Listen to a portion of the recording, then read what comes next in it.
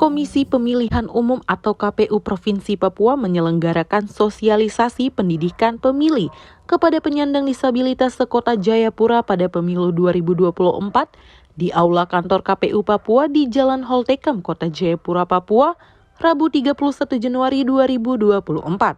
Sosialisasi yang berlangsung sejak pukul 10 pagi hingga 14.00 waktu Papua itu diisi dengan penyampaian berbagai informasi. Mulai dari hak yang sama bagi penyandang disabilitas dengan kelompok lain untuk memilih di bilik tempat pemungutan suara, hingga layanan khusus yang disiapkan bagi pemilih dalam kategori pemilih rentan termasuk penyandang disabilitas. Koordinator Divisi Teknis Penyelenggaraan Pemilu KPU Papua, Yohanes Fajar Ikambon mengatakan, pihaknya bersama Panitia Pemungutan Suara atau PPS telah beberapa kali berkoordinasi tentang bagaimana menentukan lokasi yang ramah bagi pemilih rentan dan hal-hal lain yang harus disiapkan di TPS masing-masing.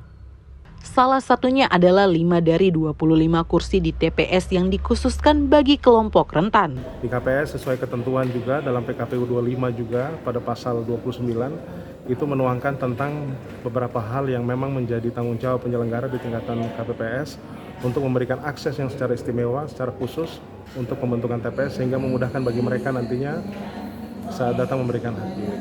Dalam TPS juga salah satu yang kita tekankan untuk nantinya dilaksanakan adalah berkaitan dengan adanya kursi prioritas. 5 dari 25 kursi yang tersedia di dalam TPS itu adalah kursi bagi mereka yang terkategori sebagai vulnerable voters atau pemilih yang rentan. Nah, salah satu dari pemilih rentan itu selain ada ibu hamil, kemudian ada lansia, dan juga atau mungkin ibu yang dengan balita, itu adalah kelompok disabilitas. Alex, salah satu penyandang disabilitas fisik, berharap panitia pemungutan suara mempertimbangkan kebutuhan para penyandang disabilitas maupun kelompok rentan lain saat menyiapkan TPS.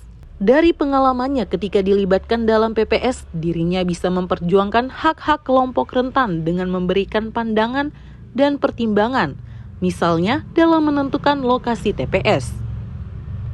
Namun Alex khawatir jika panitia PPS tidak memiliki perspektif untuk hak-hak kelompok rentan, apalagi tidak melibatkan mereka dalam kepanitiaan. Jadi harapan saya dan teman-teman disabilitas yang lain, mungkin saya sebagai perwakilan, TPS itu bisa akses masuk ke tempat coblos itu mungkin bisa yang terbaik. Nah, mungkin di tempat halaman sekolah, tapi bukan dalam ruangan sekolah, bisa di tempat lapangan upacara sekolah atau di depan ruko-ruko, supaya akses masuk itu pakai kursi roda dan untuk kita disabilitas. Terus untuk tunanetra bisa terjangkau masuk. Terus untuk umum khususnya lansia bisa jalan masuk atau ibu hamil. Jadi supaya jangan-jangan kalau ada turun-turun atau ada got, sebelum kita coblos di kertas suara, kita yang coblos dalam got. Ini yang bahaya. Lebih bagus tanggal 14 itu kita bawa diri kita coblos kertas pemilihan suara.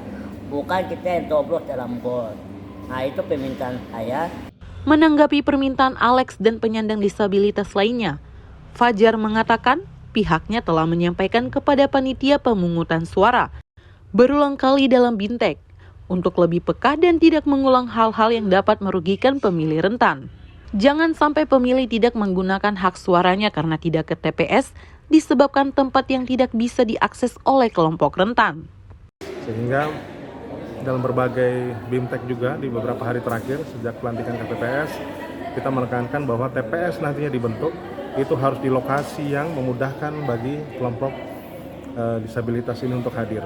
Jangan kemudian di lokasi tadi sempat disebutkan, lokasinya ternyata harus naik tangga dan lain sebagainya. Saya meminta untuk hal tersebut menjadi perhatian dan tidak kembali terulang. Nah, sosialisasi ini kita lakukan untuk memberikan informasi komitmen KPU untuk kepada mereka yang statusnya penyandang disabilitas itu mempunyai kesempatan dan ruang untuk memberikan hak pilih yang sangat-sangat baik untuk mereka ataupun nyaman seperti itu. Peserta sosialisasi sekitar 30-an orang datang dari berbagai ragam disabilitas, di antaranya disabilitas fisik, disabilitas intelektual, disabilitas sensorik, dan mental.